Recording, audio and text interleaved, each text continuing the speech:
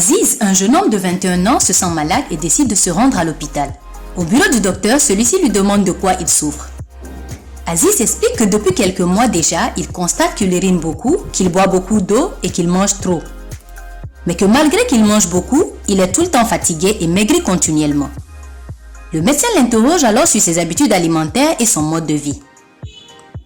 Aziz reconnaît qu'il était très gros, qu'il pesait 110 kg il y a environ 6 mois et qu'à la maison, il ne dort pas, il aime regarder la télé au moins 6 heures par jour et n'aime pas marcher et se déplace en permanence en voiture.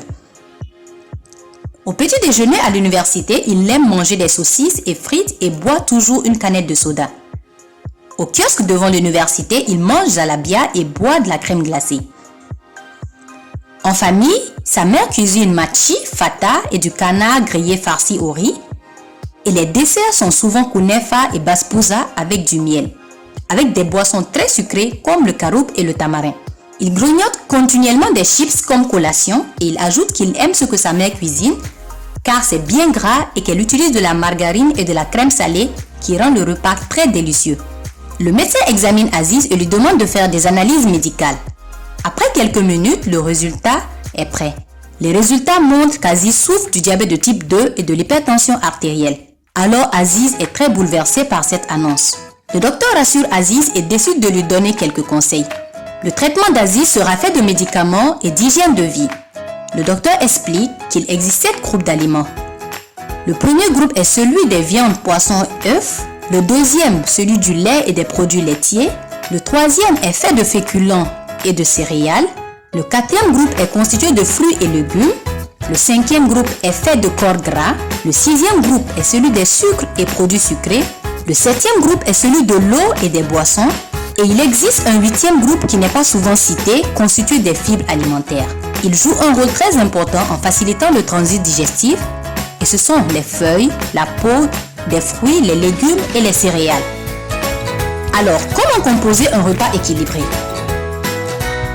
Il faut manger équilibré en respectant la pyramide alimentaire.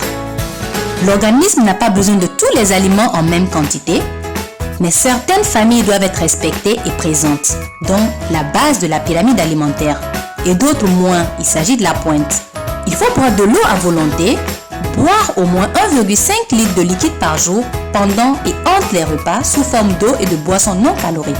Des céréales et dérivés ainsi que des légumineuses à chaque repas, 5 fruits et légumes par jour, donc un à tous les repas sous toutes les formes, cuits, crus ou mixés. À chaque repas, il faut prendre des produits laitiers en alternant avec du lait, les fromages, yaourts, afin d'obtenir un bon compromis entre les matières grasses et le calcium. Limitez la viande rouge à moins de 500 g par semaine au profit de la volaille et du poisson plus précisément. Du poisson au moins 2 fois par semaine, dont un poisson gras. Il faut limiter les matières grasses et consommer peu de produits sucrés.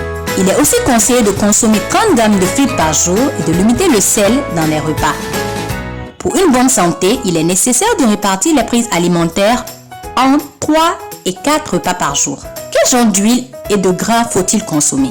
Il faut privilégier plus les matières grasses riches en huile végétale, en oméga 3 et éviter les lipides contenus dans les viandes, chocolat et fast-food. Consommez aussi une poignée de fruits à coque sans sel ajouté par jour. Pour une meilleure santé, il faut réduire la consommation de sel car il conduit à des maladies cardiovasculaires.